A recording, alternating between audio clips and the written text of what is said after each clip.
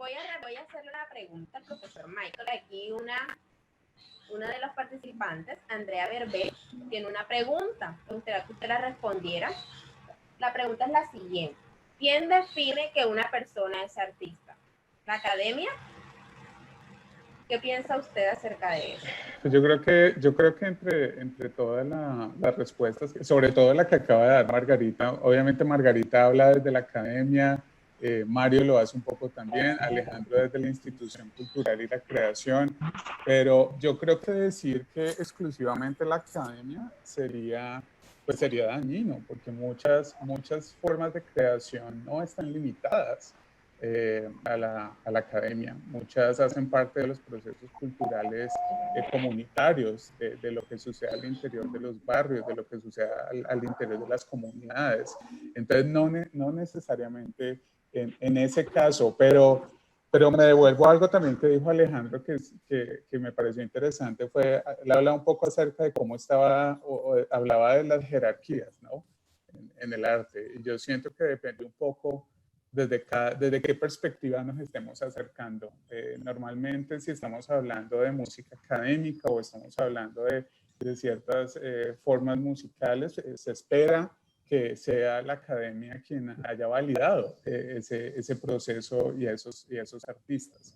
Pero no sucede en todos los casos y especialmente en los raizal. Yo siento que en los procesos de música raizal encontramos es procesos de comunidad, de construcciones de transmisión de memoria en las comunidades, no necesariamente, o sea, reconocidas por la academia a través de la investigación y de publicaciones, pero no necesariamente fomentadas por la academia.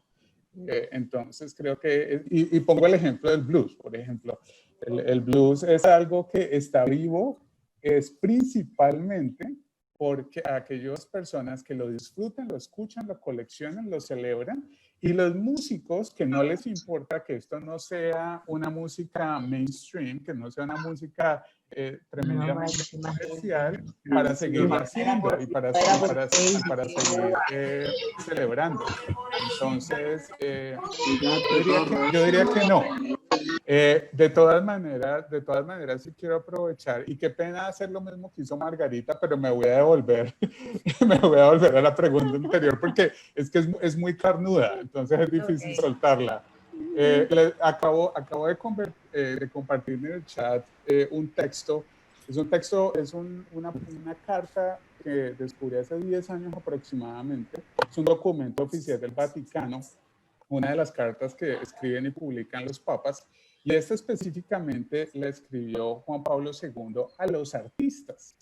Y lo que les acabo de compartir es un segmento de esa carta, y también les compartí el link porque me encanta compartir este documento. Es una perspectiva desde la religión, que es una perspectiva de la cual no estamos haciendo con ningún tipo de conexión aquí, pero me parece que es interesante, y se las voy a leer en inglés y aprovechamos todos y practicamos un poquito la escucha.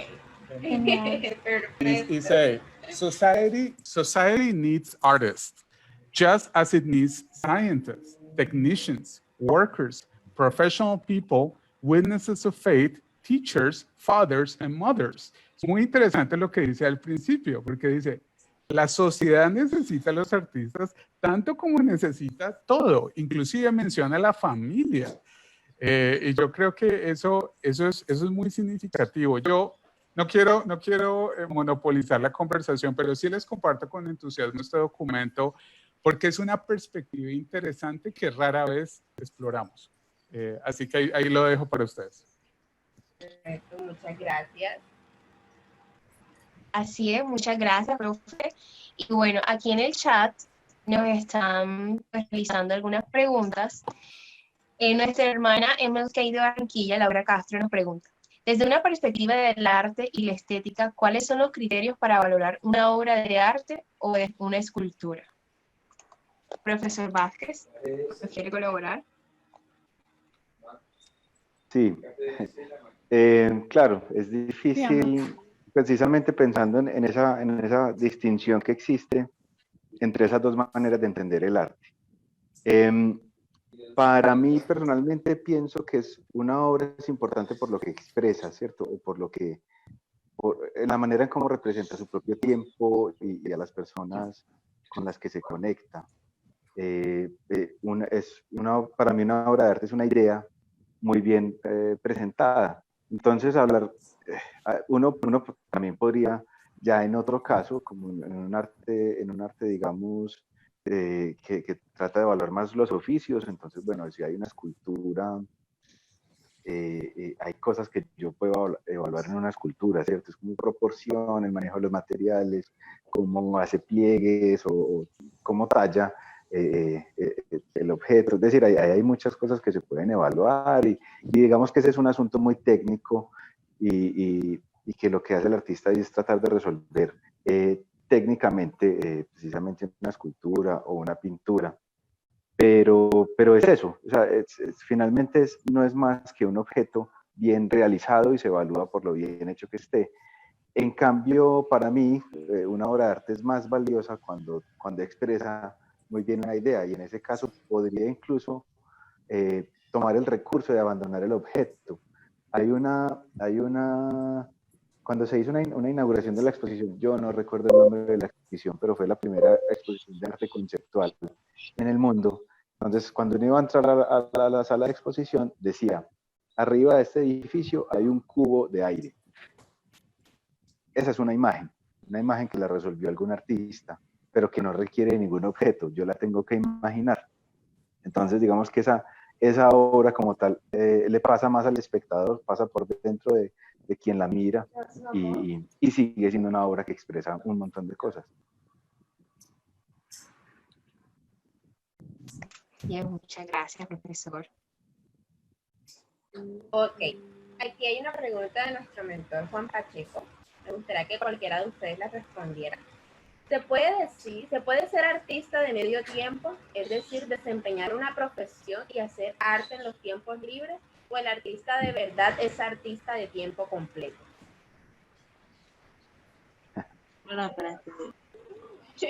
A mí me encantaría responder eso. Margarita, yo creo que... Y yo sigo con un comentario, comentario después de Margarita. Yo creo que todos quisiéramos responder esa pregunta. Ay, sí. Bueno, aquí hay espacio para la todo. profe Margarita. Pues imagínense que a propósito de Gregory Cholet, que es ese artista y que escribe acerca del arte y de cómo debería ser el arte y de otras maneras de aproximarse al arte hoy, él tiene una cosa que se llama la materia oscura del mundo del arte. Entonces él sostiene que hay un montón de gente que hace parte del campo de la creación, pero que permanece en la oscuridad y es poco visible y es como si no estuviera y no contara. Entonces, entre eso, él enuncia los pintores del día domingo, la fotografía aficionada, bueno, una serie de cosas, pero los pintores del día domingo. Entonces, yo leí ese artículo y pues en la academia hay muchas tensiones. A mí me preocupan mucho como las valoraciones y el respeto, ¿no? Entonces, en la academia generalmente hay muchas tensiones alrededor de, por ejemplo, eso, ¿no? ¿Quién es realmente el artista que está dedicado en su estudio exclusivamente a eso y tal? O quién, por ejemplo, solamente es un investigador, entonces el trabajo de quién vale más y ese tipo de cosas que son bien complejas. Entonces yo decidí hacer Gregory Cholet, como tercer punto de su ensayo, invita a otra gente a que reflexionen sobre lo que él ha reflexionado. Entonces yo decidí, bueno, yo quiero aceptar la invitación de Cholet y voy a escribir sobre eso. Entonces el artículo se llama Pintores del día domingo y quién está autorizado, legitimado para ser el creador de hoy. Y comienza con una anécdota muy divertida en la que íbamos con Fabio Melesio Palacios, que por estos días estaba sustentando su tesis de maestría y que yo pues fui su jurado. Pero en ese día íbamos rumbo a una exposición de los estudiantes y entonces íbamos bajo la lluvia en un trancón por la Quinta y entonces hablamos de mil cosas, ¿no? Y entonces ya no estábamos hablando de nada académico, sino de las casas y de que él tiene 3 hijos y yo tengo uno y qué pasa en nuestras vidas con todo eso. Y entonces en ese recorrido yo me puse a pensar un momento, pero Fabio es un padre de familia con 3 hijos. Bueno, ustedes saben que Fabio ganó alguna vez el premio Luis Caballero, ¿no? Es un artista afro de Palmira. Y entonces yo dije, momento, pero si Fabio tiene 3 hijos y además está matriculado en esta maestría en Pereira, entonces a él le toca ir a la maestría en Pereira los viernes y desplazarse, pero además es profesor de secundaria en un colegio donde además le ha tocado sufrir como las violencias de diarias allá, y además es profesor en Bellas Artes, y entonces yo le pregunté, oye, Fabio, ¿y tú a qué horas estás haciendo ahora? Y entonces él se quedó mirándome y me dijo, pues por las noches, los domingos. Y entonces yo pensé en que era muy interesante hacer un análisis de eso, de los pintores del día domingo, con toda esa acepción peyorativa que tiene el que es como de otro nivel de artista, enunciando que casi todos nosotros somos entonces unos pintores de domingo. Estaríamos también en esa categoría. Con el perdón de los ponentes, el caso de la profesora Margarita, y de Mario, el profesor Michael y del profesor Alejandro, tal vez es un caso atípico, porque ustedes están trabajando en el arte las 24 horas. O sea, ustedes son decanos, directores culturales, y están metidos en el mundo del arte. Pero, por ejemplo, un escritor que ejerce la docencia tiempo completo, la docencia normalmente oscurece al escritor. Y a mí me da la expresión, o sea, y tenemos los casos, los Faulkners, los Hemingways, que eran artistas de tiempo completo, ¿no te parece?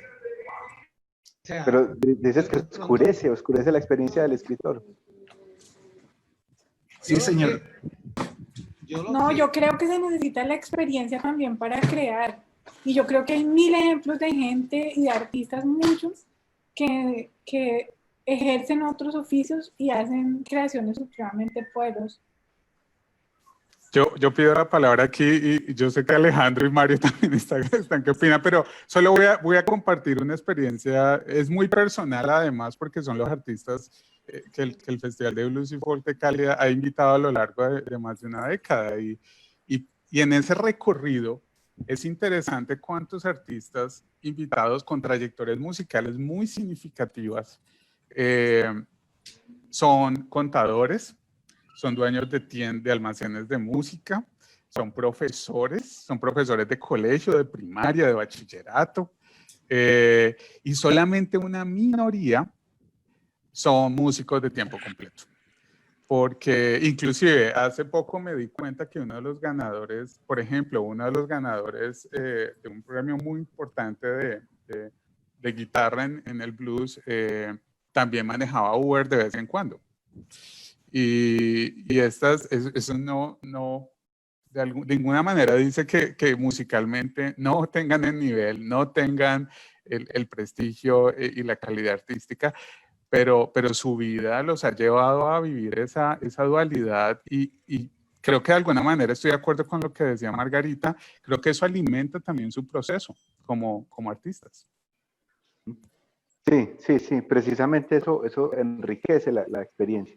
O sea, yo creo que un artista lo que hace es expresar finalmente el resultado de todas sus experiencias, y si tiene otro trabajo de medio tiempo, eso le va a ayudar un montón depende de lo que quiera resolver pues, en su obra como tal.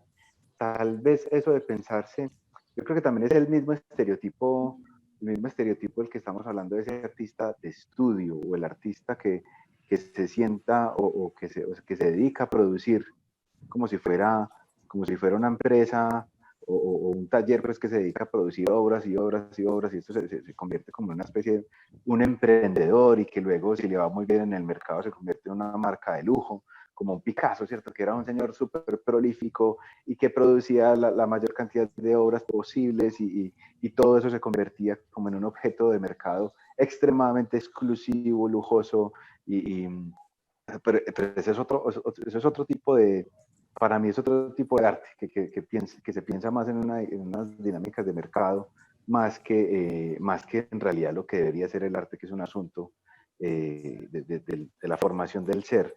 Que digamos, esto también es otra cosa que hablamos, ustedes hablaban mucho de aquellos que son profesores. Yo creo que el arte es un asunto de educación como tal, es un asunto de formación. y nosotros como seres humanos recibimos información a través de las palabras que están escritas y que las podemos escuchar, o a través de los números que nos sirven para medir las cosas y empezar a hacer cálculos y tratar de conocer el entorno, pero también está lo simbólico o lo metafórico, esas cosas que son mucho más complejas y que no se pueden transmitir a través de las palabras o los números, ¿cierto? Eso va más allá y nos ayuda a formarnos y yo creo que ahí es donde está el artista, yo creo que puede ser integral haciendo otros trabajos. Así es, muchas gracias, Juan, yo profesora. quería agregar algo ahí. Una de las Claro. cuestiones que tiene en el arte es que uno no tiene la última palabra para nada. ¿Sí? Todo puede pasar. Absolutamente todo puede pasar. Puede pasar un pintor de fin de semana o un escritor de fin de semana que haga una obra magnífica. No lo sabemos, eso puede pasar. Como puede pasar también que ese escritor de fin de semana se pase toda su vida siendo un escritor de fin de semana sin ninguna trascendencia. O sea, eso es como una de las cosas interesantes que tiene, que uno no puede decir una verdad absoluta en esta actividad en la que uno está. Yo lo que creo es que tiene que haber como un impulso, como algo vital que tú quieres comunicar. Eso es como lo básico, como el impulso de querer comunicar y de estar sintiendo la vida como artista, y eso te va a llevar a ti a expresar o a buscar los espacios para tú crear tu obra en la área que tú te estés desempeñando. Si eso no está bien arraigado en ti, puedes caer como en ese escritor o en ese artista aficionado que hace sus cosas en sus ratos libres y no va a tener ninguna trascendencia porque no está ese deseo fervoroso de comunicar, o esa obsesión que tú quieres quitarte de encima y quieres plasmar en algo, de las obsesiones que hablaba Sábado y de los demonios que hablaba Sábado, que después también lo hablaba Vargas Llosa. Entonces, yo lo que creo es eso, que hay que tener como obsesiones, como ese sentir la vida todo el tiempo como artista, es lo que te va a ir como ayudando a sacar tiempo para hacer la obra que tú quieres hacer, porque vivimos en una sociedad que el artista profesional 100%, como lo decía Michael, son contados. O sea, que uno puede ser artista 100% todo el tiempo y que no devenga el sustento de otra actividad es muy difícil. Mientras tanto, lo que sí se puede mantener es como esa visión del artista que te impulse a hacer a ti las cosas. Y lo que tú mencionabas, Juan, o sea, la academia, uno está en la academia, pero tampoco para nadie es un misterio que la academia te absorbe y te acaba siendo académico. Eso tampoco es ningún misterio para nadie, y que tienes que de una u otra manera saber que tienes que sacudir con la academia si quieres ser artista, a no ser que quieras ser investigador, etcétera, etcétera. Y como mencionaba Margarita, bueno, una cosa es dedicarte a la investigación, que es muy respetable y todo, y otra cosa es cuando tú quieres construir tu propia obra de arte y tú quieres expresar tu propio mundo en X actividad artística que tú estés desempeñando. Así es, muchas gracias, profe. Bueno, aquí nuestra hermanita MLK Barranquilla, Zaida, pues nos pregunta, ¿cómo se puede transformar vidas desde el arte? ¿Qué perspectiva nos podría dar? ¿Qué nos dice Desearte Paz?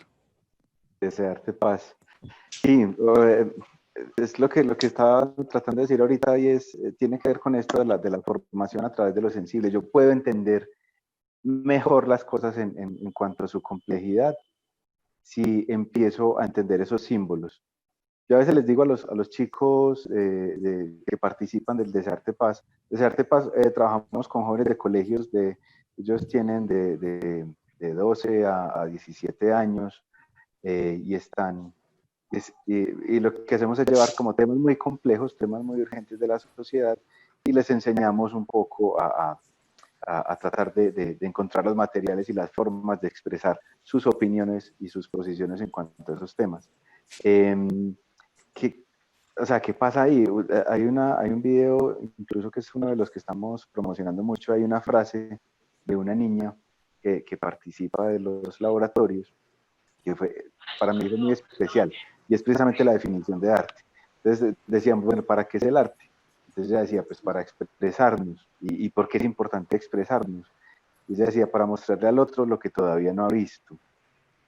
Finalmente el artista se especializa en eso, en tratar de encontrar esas formas de dar a conocer algo que está oculto. Claro, profe. Bueno, y encerrando en esa misma pregunta, desde su perspectiva, ¿el artista nace o el artista se hace?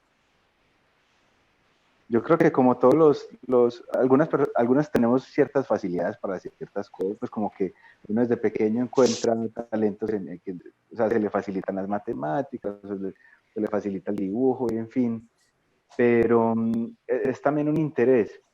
Y todos de pequeños, cuando teníamos 6 años, si a vos te daban una crayola, inmediatamente lo que empezabas a hacer era tratar de representar y hacer dibujos, ¿cierto? Es una cosa que aprendimos a olvidar, tal vez, ¿cierto? Como que aprendimos a olvidar con las mismas presiones de que todo tiene que tener una utilidad o todo debe ser útil y que todo debe generar un rédito o una rentabilidad.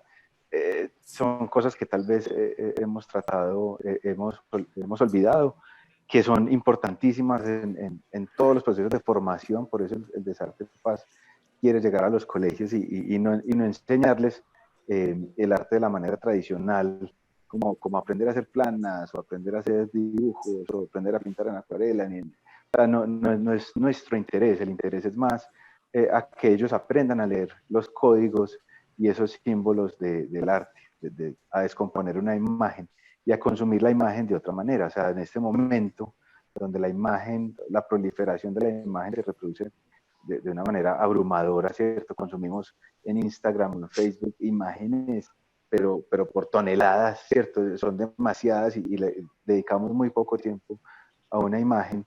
¿Qué hacer cómo el arte puede competir contra eso?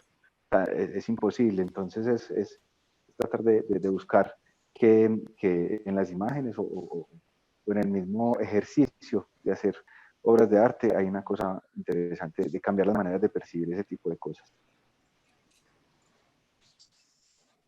Así es, profe, muchas gracias. Buenas tardes. Buenas tardes a todos. Sí, profesor Michael Cadena. ¿Sí? Sí, me escucha. Ok, bueno. Escucho, Estamos escuchando. Ok. Le tengo una pregunta en cuanto a si estamos hablando de arte, ¿verdad? Lo cual es un tema muy interesante. Y he estado escuchando sobre las diferentes preguntas que han hecho y bueno, me salió una pregunta que me parece interesante conocer la respuesta de ustedes, ¿cierto? Y es, ¿será que una falsificación puede ser considerada una obra de arte? Eso es una pregunta compleja y a mí me encantaría que, por ejemplo, Margarita y Alejandro, que trabajan estrechamente con arte contemporáneo y creación, hablen un poquito más de eso. Yo creo que desde el arte performativo, de alguna manera, tenemos artistas actuales que están interpretando obras de artistas de hace más de 100 años. Y ellos no necesariamente están falsificando sus obras, están de alguna manera manteniendo viva la creación de estos artistas, específicamente en la música, y estoy seguro que de pronto en otras expresiones performativas también sucede lo mismo.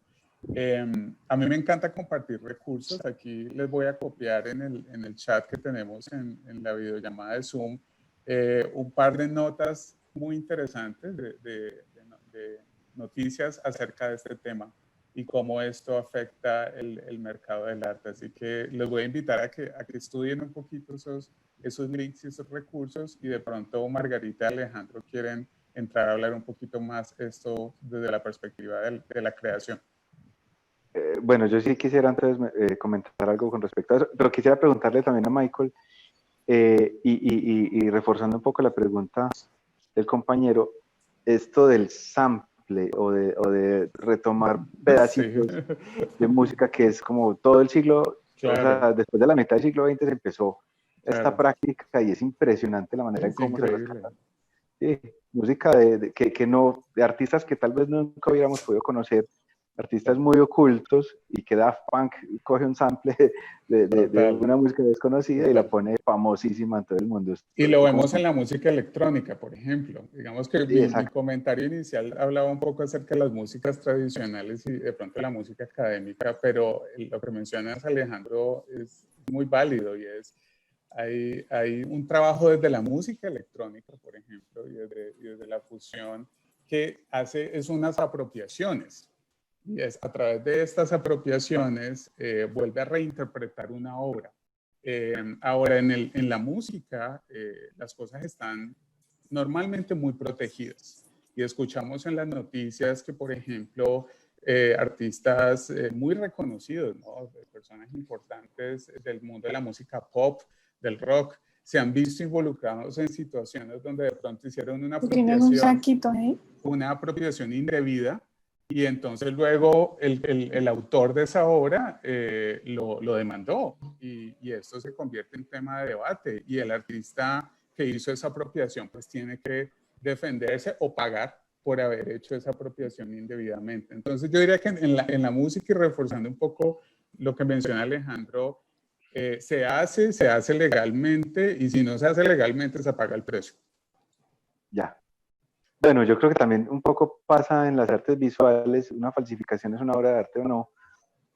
Para mí un artista bueno es el que tiene algo que decir, ¿cierto? El que tiene algo que expresar. Lo estuvimos hablando pues como durante la charla. En ese sentido, el artista que copia no está diciendo algo adicional, a no ser de que sea una apropiación de esa obra para decir algo más. Es ahí yo creo que donde radica la diferencia. Ok, bueno, gracias por... Sí. Ok. Yo quería como añadir algo ahí, es que hay como varios términos ahí, y pues falsificación, ¿no? Prácticas de apropiación, que son pues, de las que estábamos hablando, por ejemplo, porque tú puedes tomar un asunto y resignificar eso que está allí para decir otra cosa. También hay otra cosa que son como las nuevas vidas o las segundas vidas de una práctica artística, que por ejemplo es lo que hace Jimena Andrade, la que les conté de los diagramas que son para libre circulación. Ella toma la misma manera en que Simón Rodríguez, que era el profesor de Simón Bolívar, escribía sus diagramas de manera pedagógica, y ella toma esa exacta manera de hacerlo, pero para explicar unos términos que nos interesan hoy en nuestra realidad. Entonces le da una segunda vida a esa práctica. Entonces, eso es una cosa. La otra es la de la apropiación, donde tú tomas algo, pero lo haces con la intención de decir otra cosa o de mostrarla de otra forma.